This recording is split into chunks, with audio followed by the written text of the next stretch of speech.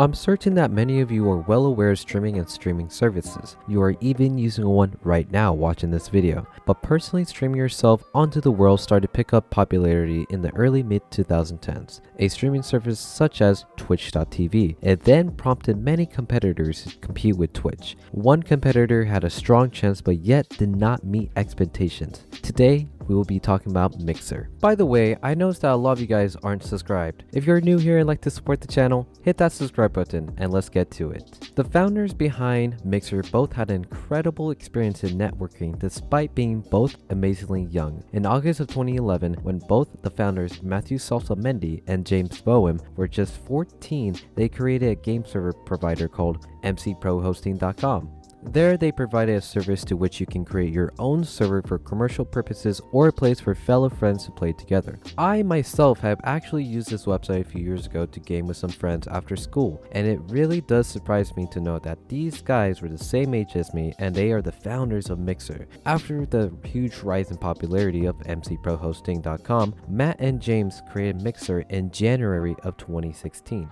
They were then invited to TechCrunch in May of the same year to display their streaming service.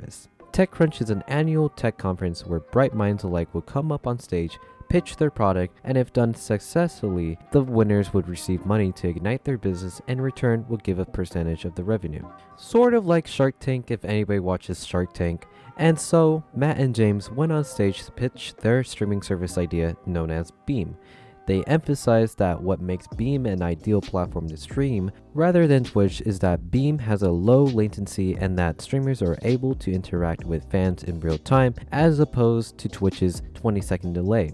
After everything was said and done, Matt and James received $50,000 to further their advancement on Beam. Just 3 months later, Microsoft acquired Beam for an undisclosed amount of money. Microsoft then went on to integrate Beam in Xbox and May of 2017 renamed Beam as what we know of today, Mixer. Over the next few years, Matt and James would still be a part of Mixer as Microsoft employees, and while Microsoft financially backing up Mixer, in August of 2019, two of the most well-known Twitch streamers named Ninja and Shroud were both signed into an exclusive streaming deal with Microsoft to only stream on Mixer. So, despite of everything I've mentioned, from Microsoft acquiring Mixer to single-handedly having two of the most prolific streamers from Twitch to exclusively stream on their platform, how did Mixer fail and shut down on June 22nd, 2020?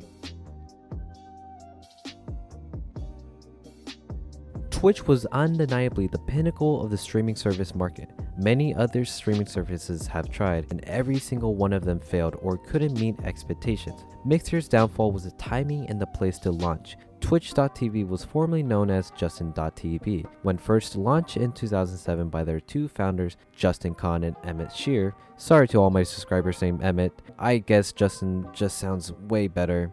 Justin.tv featured several categories to which you can stream in, gaming being the one that rapidly increased in the rate of speed in popularity.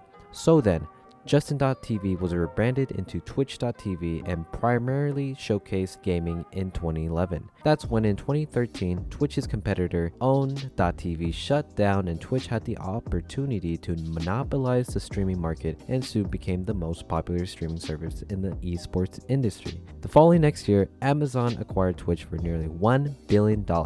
And so, Twitch was not only a few steps ahead of Mixer, Twitch was 30 floors up. You see, one of Mixer's downfalls was that they started far behind in the streaming service race. 2007 was a major year for video sharing websites and websites that provided streaming services. There were barely any other competitors to compete with Twitch, and if there were any, they were massively outcompeted by Twitch's popularity status. Mixer was already far behind when launched in 2016. The director of Microsoft even acknowledges this after shutting down Mixer.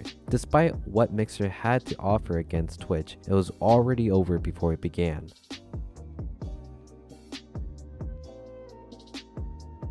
Microsoft paying Shroud and Ninja to exclusively stream on their platform was the final nail in Mixer's coffin. After Microsoft acquired Beam, later renamed Mixer, they spent the next 2 years updating and changing their platform's features. In 2019, Mixer reported that they had a 149% increase of hours watched from last year, while Twitch had only 20%. Keep in mind guys, Twitch's hours watched increased by over a billion, while Mixer increased by just 200 million. In the eyes of a market analyst, Mixer's numbers would need to massively improve if they want to beat out Twitch. So in August of 2019, it was announced that Shroud and Ninja signed on an exclusive deal by Microsoft to only stream on Mixer. Microsoft had just made a massive, terrible decision. To grow on the internet, whether it's on the social media sharing platform, or generally in life, always have your audience to be organic. Microsoft chose not to go the normal route of slowly building an audience. They simply bought an audience by buying Shroud and Ninja for reportedly $20 million. Here's what I mean. My YouTuber subscriber count displays over 300 of you gorgeous faces that enjoy my content. It took time and effort to get where I am today, and with each new upload, I get over 300 views. That is organic. Let me show you what's not organic. Here we have a YouTube channel with over 400 subs and yet only musters up on average 4 views per video. This is not how you can construct a growing platform when majority of your fan base aren't real or bot accounts.